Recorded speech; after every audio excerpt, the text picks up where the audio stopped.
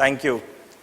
It's a very tough act to follow Saurav Da and then Gaurav. One has talked about India's favorite pastime. Nobody can beat that. But there is something I took Saurav Da's permission to say this. There is something very common in cricket and in politics.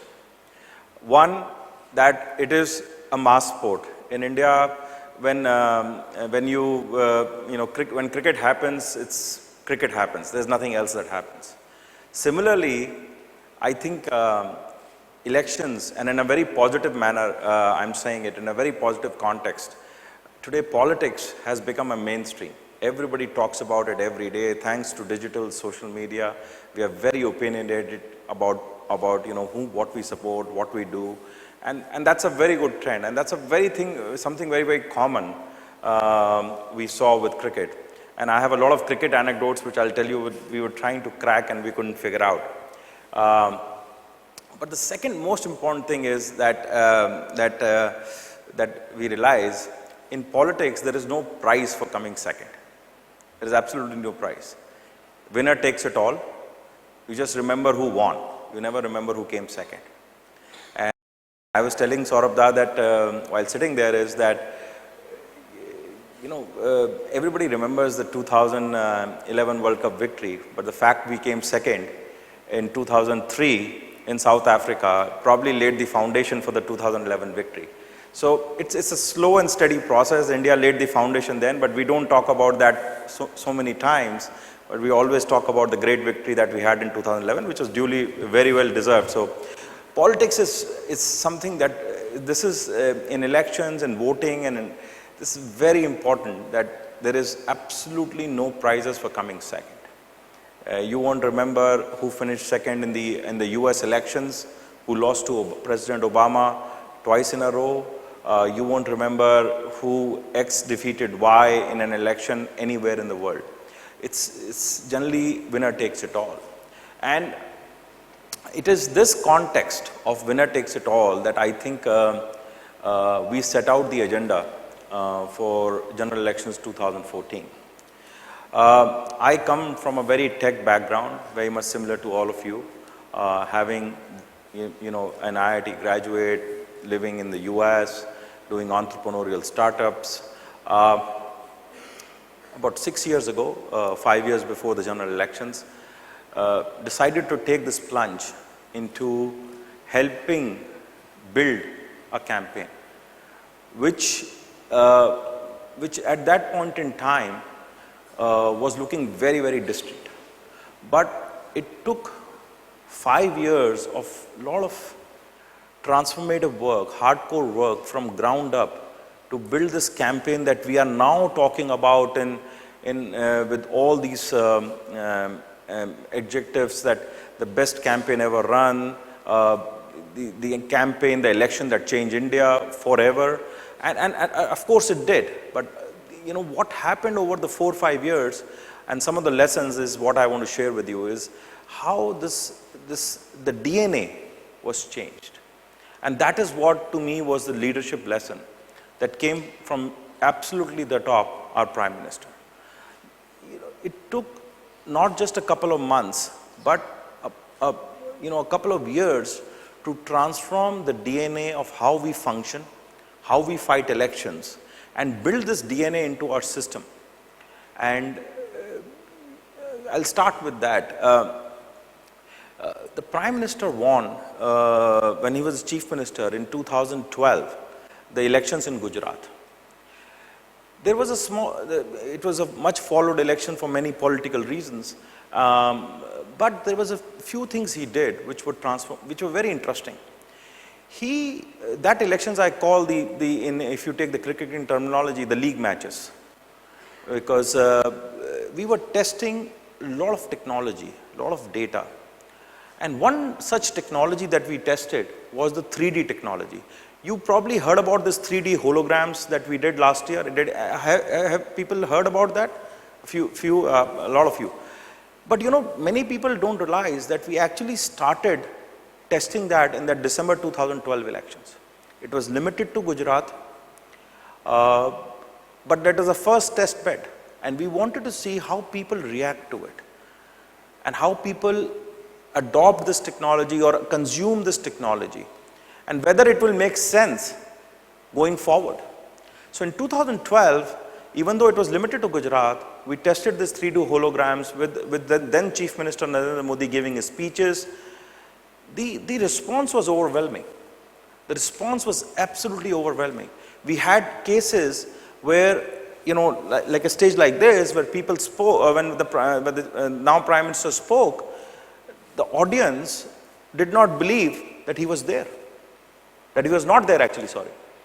And they would fight amongst themselves and with the organizers that you did not let me come and shake hands with the Narendra Bhai Modi. It was a very common problem. We are facing, you know, we're seeing that, and that gave us hope. That said, hey, this is exciting. People are not realizing that he is actually not there. It's a virtual hologram that is talking to the audience, and it's something that will work.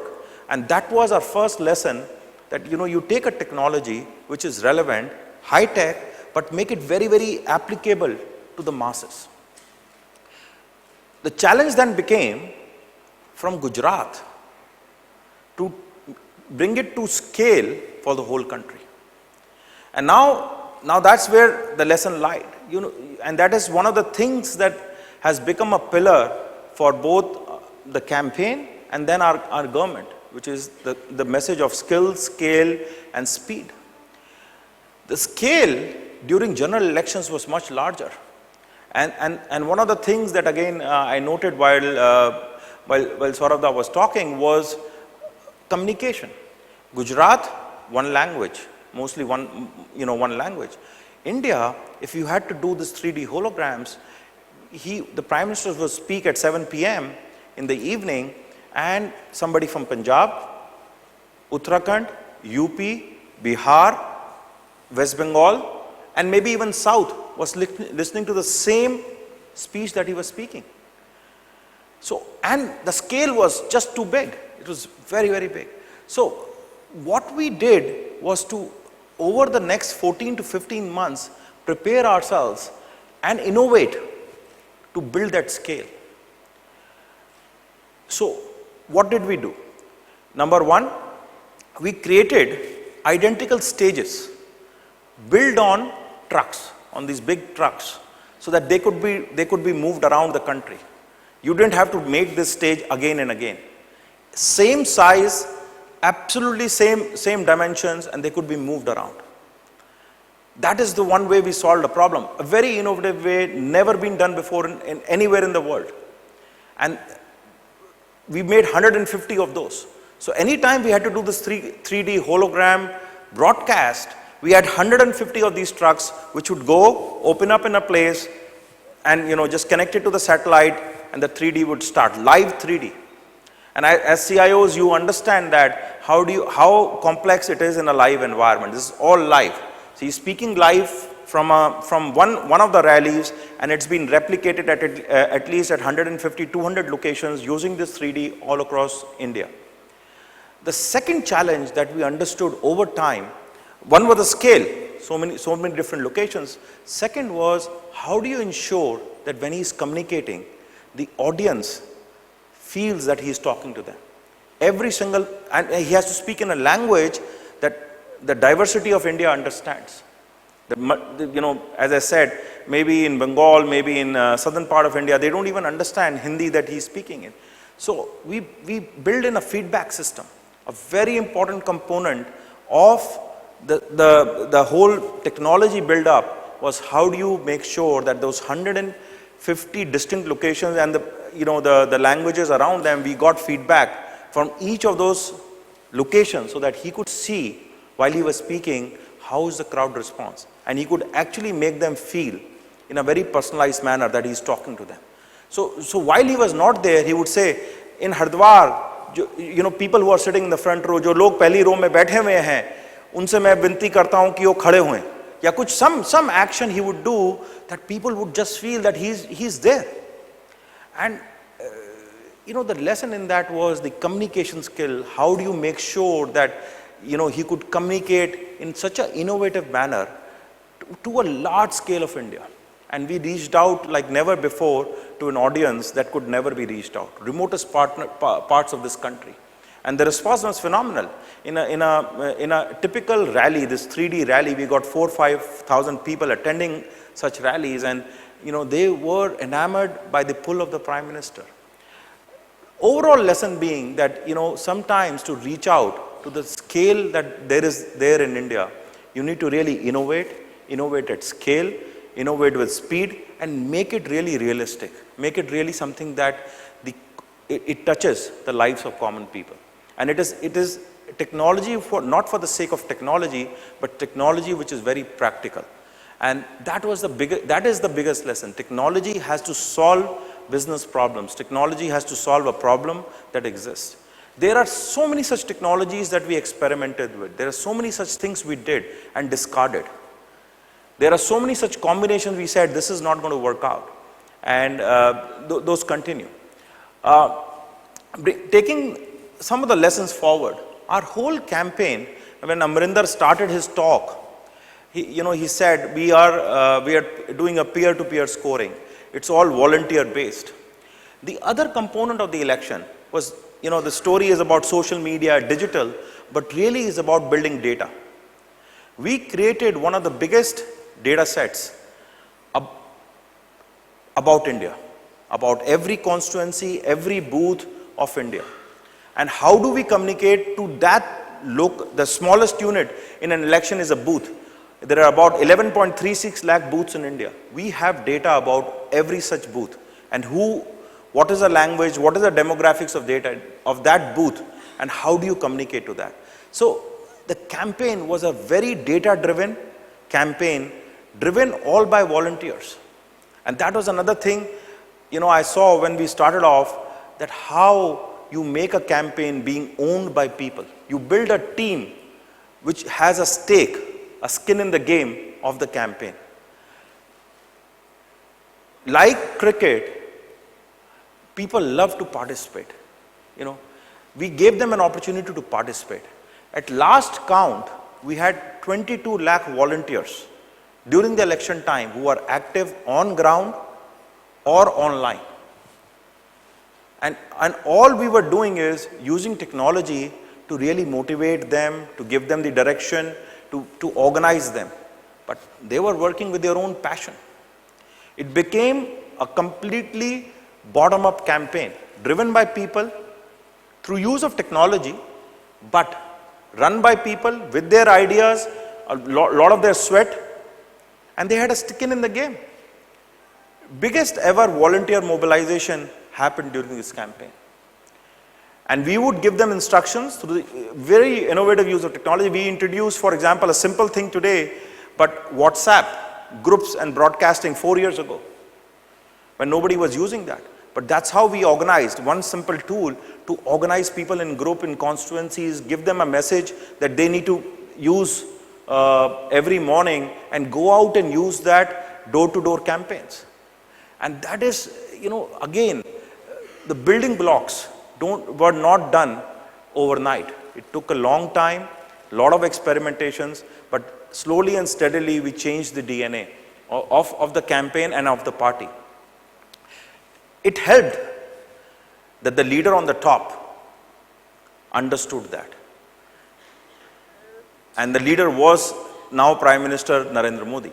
He really understood the effectiveness of technology, didn't mind experimenting, didn't mind failures, said, try all these things. This is an election. This is I talked about the Gujarat elections. Then there were a few other elections. He said, you take this election and we will not campaign in this election in the traditional method. We will just not campaign in traditionally.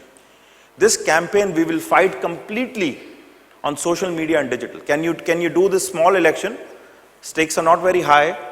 Go ahead and experiment. And we did a lot of those experimenting, and he supported that. I said, go ahead and do this. And we tested out all our toolkits, all our ammunition, and then when we came to the finals, what we saw last year, that's where we were really, really ready. But extreme amount of support from the top. And I think as I said, winner takes it all. We talk about this campaign, 282 seats, first time in 30 years, never happened before. And people all across India voted for us. We got 2 seats in Bengal, we got seats in Tamil Nadu, which we had never opened before, we got seats in Arunachal Pradesh. Became an election definitely that has changed India. And for the future, because now this has become an election that is being talked about all across the world, an election that has really opened up this whole world of technology usage, data usage. This, I talk to people like yourself. I think we were the first, and we are still probably somebody who uses SMAC, and CIOs love that, social mobility analytics on the cloud. We use all of that. So I sometimes wear the hat of the CIO, the CTO, and the CMO of the party. And that's another thing that we realize, that the function has to be so integrated. Without data, you cannot do marketing today. And otherwise, you're just blasting people with messages that make no sense to them. So the convergence of the role of the technologist, the information holder, and how that is used for marketing really happened for us. And that has been a great experience in running this massive campaigns of huge scale, and using all sorts of technology which are relevant. I do want to share one more example with you. Sometimes we get enamored so much with technology. It's high tech, it has to be this, it has to be that. One of the founding goals of our campaign was never to just do that. I gave you an example of extremely high tech technology, 3D, going to the rural India, to hinterland, to really motivate people to vote, because physically it was impossible for the Prime Minister to go to such areas and actually campaign there. We used one other thing, very simple thing. All of us are used to, if you do a poll, I think 99.9% in this room will have a smartphone. But that is not true of India. 20% of India has a smartphone. 80% does not. And they are mostly on a candy bar phone. So while we talk of social media, digital technologies, we miss out this essential component. So I had actually, in my innovative years, patented a technology called live talk. What was this? While you do all these campaigns on YouTube, you live stream on both television. If the Prime Minister was speaking and his rally was going on, hundreds and thousands. I'll give an example of the Patna rally that he did in October 2013, which was very much in the news because some bomb blast happened there and all. But before all that happened, physically in the ground, there are about, in that particular rally, there were 500,000 people, 5 lakh people who were present there. Another, maybe 2 million people watched that rally live using all sorts of electronic media, whether it was on TV, whether it was on social media, YouTube, live streaming. We introduced a new technology, or actually basic technology called live talk. Simple mobile number, you could call in and listen to the whole speech on a mobile phone, live, while it is happening. For the Patna rally, I still remember the numbers. Some more than 230,000 people listened to the whole rally live on a simple mobile phone. Because they didn't, it was just a phone call. They probably didn't have electricity in their homes so that they could watch TVs. But a mobile phone always works. A plain simple candy bar phone, I call it. They could dial a number and listen to the Prime Minister speaking as he was speaking live in Patna. In that area of Bihar, 200,000 plus people called in live to listen to that speech. It is a part of our staple ammunition today. Again, simple technology works, bottom of the pyramid, everybody participates. And guess what is happening along with that strategically? We are building a database of people with all analytics. How many minutes did people listen to this rally? What part of the rally was listened to the most? All sorts of databases and all sorts of analytics. So now we could go back to this set of potential voters and talk to them in a constant manner and say, hey, we appreciate you dialed in and listened to the Prime Minister. This is his message for you. Go out and vote. And when the time came, I don't know how many of you got that call, but what we did is before the election, the day that you were voting in your particular constituency, and with all these data sets, we combined our reach using mobile again to make sure a personalized message from the Prime Minister went out to every single voter saying, hey, Arvind, tomorrow is the election that is going to change the destiny of India. Go out and vote. And I am Narendra Modi requesting you to do that. So all sorts of technology we use to make sure that we build the biggest database and use it strategically at the right time, use right technology, not for the sake that it is the best and the sexiest technology, but technology that made sense, and really over course of time, failed many times. Many league matches we experimented, some things we failed with, we accepted failure and said, let's keep going ahead. Really over the course of time transformed the DNA of the campaigns and of the party. And as I said, we were lucky to have a Prime Minister and who is so active still today in using technology. I think he spearheaded this whole Digital India campaign.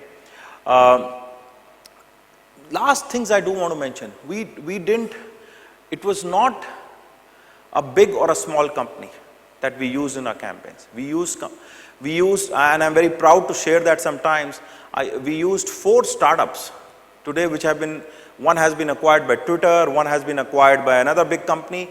These companies, we were the first customers in using great technology. So another lesson I want to share with CIOs, and it's an appeal with you, is that we should embrace new technology. I see a resistance to new technology a lot of times. I think the world is moving towards young kids producing the greatest, best innovations around. We need to embrace them, not again because they are new tech or something, because they solve a real and genuine problem. And some of them will work, some of them will not. And as one of the appeals I do to the CIO community is to make sure that you do play with technology, understand technology. Companies like Dell, Apple, Oracle today spend a huge amount of money buying a host of new technology companies because they are understanding the value of startups. They are understanding the value of how these small niche products are changing the world. So and there are 4 such companies. We were the first customers, identified them, then they were so small. Today some of them have been acquired by Twitter, the best companies in the world. So believing in innovation, supporting that innovation is very, very important. And we did that.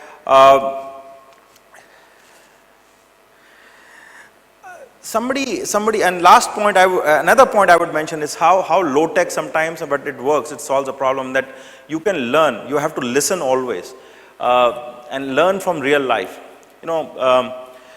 This is very interesting. If somebody who works in my house comes from Nepal, and one day I saw him watching movies on his phone, Nepalese movies. So I asked him, how do you watch this movie? I mean, you don't have an internet connection. He says, Bhaiya, I get this SD card and I go to the market and he charges me 10 rupees and he loads this latest movie on my card. I watch it.